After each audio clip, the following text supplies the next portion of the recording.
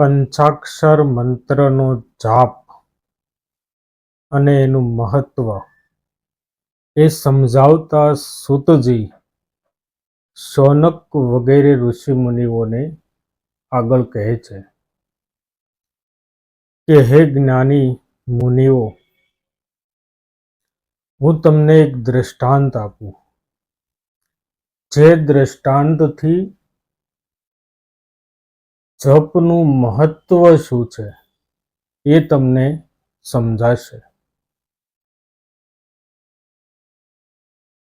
જપ અને બોલવું બંને અલગ વસ્તુ છે. જેટલું બોલવાનું સહેલું છે એટલું જપ કરવો સહેલો નથી. કારણ કે જપમાં તો અંદરથી હૃદયથી લાગી જવી જોઈએ લગ્ની, તો જપ શક્ય બને. બાકી બોલવા માટે તો આપણી પાસે અનેક પ્રકારના શબ્દો હોય છે, અનેક પ્રકારના વાણી વિલાસ, અલંકૃત વાણીઓ, લોકોને ઓળખાય નહીં, લોકો થાપ ખાઈ જાય એવી અવનવી વાણીઓનો મોટું સામ્રાજ્ય આ મનુષ્ય પાસે હોય છે. એક શબ્દ એવો બોલે કે તમને લાગી જાય, પરંતુ હોય એમાંનું કશું નહીં. બહારથી દેખાતું હોય, ભીતરથી એવું હોય નહીં. મહાદેવનો જપ કરવો હોય તો ભીતરથી હોવું જોઈએ. અંતરનો નાદ છે ને એ જ મહાદેવ સાંભળે છે. બાકી આ કપટવાળી અને મનુષ્યની લીલાઓવાળી દુનિયાથી મહાદેવ બહુ સારી રીતે પરિચિત છે. એ સાંભળીને મહાદેવ કોઈ દિવસ આપણું કામ કરતા નથી. એને તો ભીતરવાળું છે. આત્માની અંદર જે પડેલી છે ને ભાવના, પ્રેમ, લાગણી, મમતા, હેત, એ વસ્તુ મહાદેવને વાલી છે. એટલે સૂતજી જપનો મહિમા સમજાવતા આગળ એક દ્રષ્ટાંત આપે છે કે ચમત્કારપુર નામનું એક નગર છે. એમાં સિદ્ધેશ્વરનું લોક વિખ્યાત મંદિર છે. સિદ્ધેશ્વર મહાદેવનું શિવાલય છે, લોક વિખ્યાત છે, લોકોમાં ખ્યાતિ પામેલું છે. એ મંદિરની અંદર ઉત્સવનું આયોજન કરવામાં આવ્યું છે. ભવ્ય મહાદેવનો ઉત્સવ એ મંદિરની અંદર થવા જઈ રહ્યો છે. એ આયોજનની અંદર અનેક મોટા ઋષિ મુનિઓ, જ્ઞાનીઓ, સજ્જન લોકો બધા જ પધાર્યા છે. એ મેદનીની વચ્ચે એક યુવાન, કે જે યુવાનને બીજા યુવાનો દ્વારા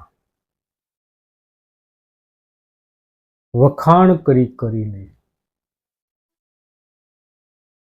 ઉશ્કેરે છે,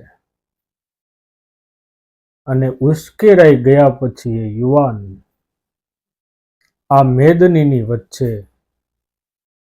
એક જીવતો સાપ ફંગોળે છે, ઘા કરે છે. મેદનીની વચ્ચે જીવતો સાપ આવે એટલે શું પરિસ્થિતિ થાય એ તો તમે કલ્પી શકો છો. લોકોની મેદની, મહારથીઓની મેદની, મહામુનિઓની મેદની નાસભાગ કરવા લાગી. ભાગમ ભાગ મચી ગઈ, દોડાદોડી થઈ ગઈ. અહીં તહીં જ્યાં મેળ આવે ત્યાં ભાગમ ભાગ થવું, કારણ કે સાપ તો ઝેરી વસ્તુ છે. એની બાજુમાં કોણ જાય? ઝેરની બાજુમાં કોઈ ન જાય, અને ઝેરી સ્વભાવવાળો માણસ હોય ને તો એની બાજુમાં પણ કોઈ ન જાય, કારણ કે ઝેર કોઈને વાલું નથી, પ્રેમ સૌને વાલો છે. તો ભાગવા મળ્યા લોકો, જ્ઞાની સજ્જનો ઋષિઓ બધા જ ભાગવા મળ્યા. પણ એ સ્થળ ઉપર પધારેલા મુનિશ્રી પોતાની આંખો પણ ખોલી નહીં, ધ્યાન લગાવીને, ચિત્તથી ધ્યાન લગાવીને બેઠા છે. જોવાને સર્પ ફંગોયો, એ સર્પ આવીને મુનિને વીંટળાઈ ગયો. એટલે એના એક સંત પણ ખરા, મુનિ પણ ખરા, અને સેવાભાવી પણ ખરા એવા એક શિષ્યએ એ દ્રશ્ય જોયું કે મારા ગુરુના ગળા ફરતે, શરીર ફરતે સાપ વીંટળાઈ ગયો છે. એટલે એને ક્રોધ થયો, અને આવેશમાં તેણે પેલા જુવાનને શ્રાપ દઈ દીધો કે જા, તું પણ સાપ થઈશ. જેણે આ સર્પને ફેંક્યો છે એ સાપ થશે. ત્યાર પછી મુનિશ્રીની આંખો ખુલે છે, અને એને જોયું તો મારા શિષ્યએ એક જુવાનને એની ભૂલના બદલામાં શ્રાપ આપ્યો છે, પણ ઉપકારનો બદલો ઉપકારથી આપી શકાય નહીં, આ ખોટી વાત છે. એટલે એને એના શિષ્યને થોડોક સમજાવ્યો પણ ખરો, પરંતુ કહ્યું કે હે જુવાન, સાંભળ, શ્રાપ આપેલો કોઈ દિવસ કોઈનો મિથ્યા જાય નહીં, અને એમાં પણ આ તો મારો શિષ્ય કહેવાય. પરંતુ એમાંથી બચવા માટેનું, એમાંથી છુટકારો આપવા માટેનું એક દાખલો બેસે એવી સત્ય સનાતન વાત તને કહું છું. હે યુવાન, એ વાત તું સાંભળ. તું સાપ બનીશ, કારણ કે સાપ મિથ્યા જવાનો નથી, પરંતુ તું જળમાં રહેજે અને નિત્ય પંચાક્ષર મંત્રનો જપ કરજે.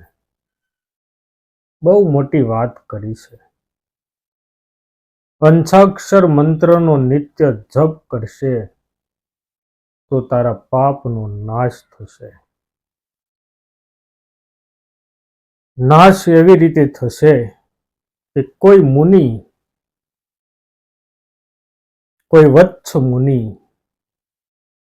લાઠી લઈને તને ઠપકારશે અને તું મરી જઈશ, અને એમાંથી એક દિવ્ય યુવાનનું સ્વરૂપ ધારણ કરીશ.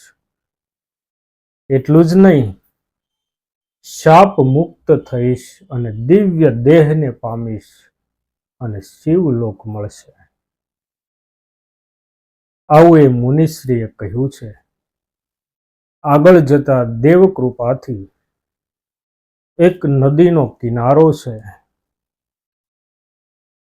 એ કિનારા પર જે પાણી છે, જળ છે, એમાં એ સાપ થઈને અવતર્યો છે.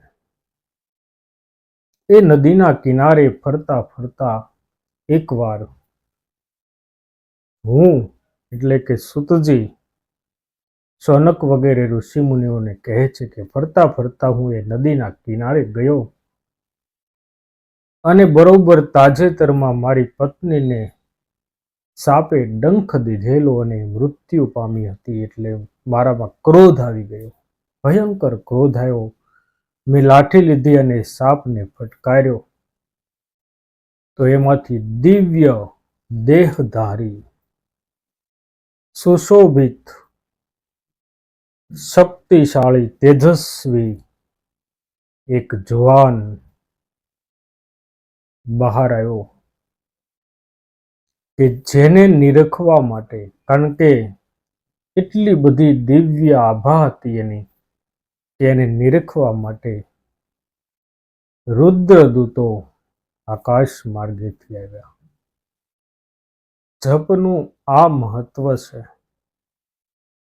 પંચાક્ષર મંત્રનો જપ કર્યો હશે ને તો કોઈ પણ મુસીબતમાંથી બહાર નીકળવાનો માર્ગ મળશે. બહાર તો આપણે જ નીકળવાનું છે, એ ભગવાન નહીં કાઢે, પરંતુ માર્ગ અને દિશા સાચી મળશે કે જેમાંથી આપણે બહાર નીકળી શકીએ.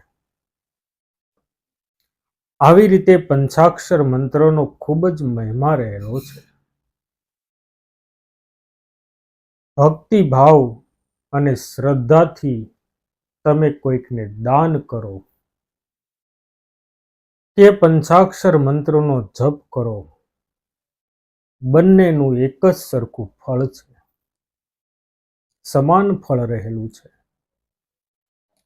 સર્વ તીર્થોમાં સ્નાન કરો કે મંત્ર જપ કરો, અનેક પ્રકારના વ્રતો કરો કે મંત્ર જપ કરો, પંચાગ્નિ તપી તપ કરો અથવા તો મંત્ર જપ કરો કે પછી સર્વ સંગનો ત્યાગ કરી જ્ઞાન પ્રાપ્તિ કરો કે મંત્ર જપ કરો, આ બધાનું સમાન ફળ મળતું હોય છે.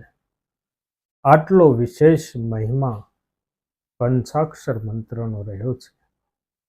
એટલે જીવનમાં જ્યારે પણ સમય મળે તો અને ન મળે તો સમય મેળવીને પણ